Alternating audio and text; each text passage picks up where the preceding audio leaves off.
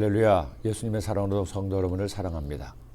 저는 차를 타고 가다가 차가 밀리든지 신호대기를 할 때면 가끔 박수를 칠 때가 있습니다. 긴장도 풀고 무료함도 달래기 위해서죠. 그때마다 저희 아이가 질색을 합니다. 제발 박수 치지 말라는 거죠. 아빠 박수 소리가 너무나 커서 귀가 울린다고 하지 말라고 합니다. 그러면 머쓱해서 더는 박수를 치지 않습니다.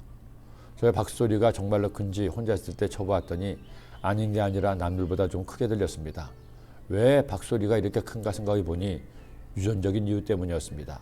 저는 저희 어머니의 손을 닮아 손바닥이 남들에 비해 두껍습니다. 손가락도 굵고요.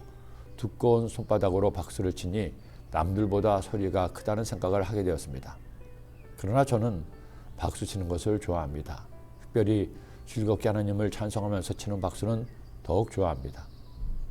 그런데 이처럼 박수를 치는 것이 요즘의 이야기만이 아닙니다. 이미 수천 년 전부터 사람들은 노래할 때면 박수를 쳤습니다. 그것도 하나님을 찬양할 때 박수치며 하나님을 찬양한 겁니다. 너희 만민들아 손바닥을 치고 즐거운 소리로 하나님께 외칠지어다. 지존하신 야훼는 두려우시고 온 땅의 큰 왕이 되심이로다.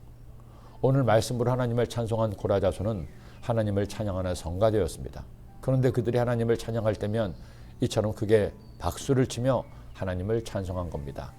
찬송하라, 하나님을 찬송하라, 찬송하라, 우리 왕을 찬송하라. 하나님은 온 땅의 왕이시미로다. 지시로 찬송할지어다.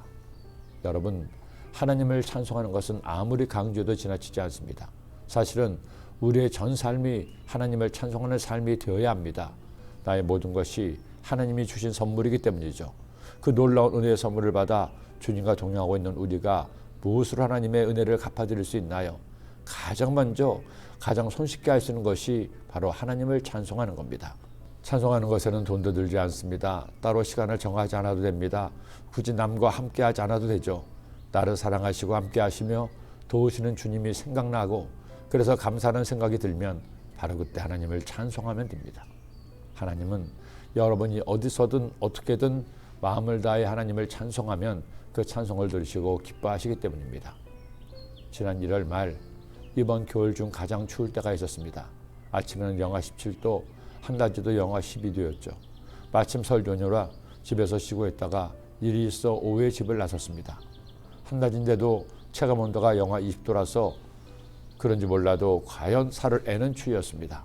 길을 걷는 사람들은 다들 종종 걸음으로 어깨를 웅크리고 바삐 걷고 있었죠. 다행히 저는 든든하게 무장을 하고 나왔습니다. 가장 두꺼운 파카를 입고 기모 바지도 입었습니다.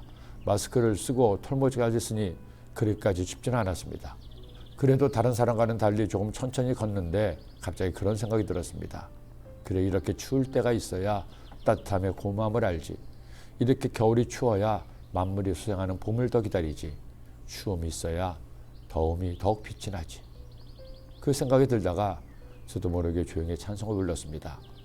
어두운 밤 지나면 새벽 오고 겨울이 가면 봄이 오듯 이 세상 슬픔이 지나고 나면 광명한 새날이 다가오네. 비록 박수가 치진 않았지만 이렇게 하나님을 찬양하니 제 영혼에 따뜻한 한 줄기 바람이 부는 것 같았습니다. 여러분, 감사하며 삽시다. 이래도 한평생 저래도 한평생인데 내 마음에 안 든다고 내 뜻대로 되지 않는다고 열받고 분내며 살지 마세요.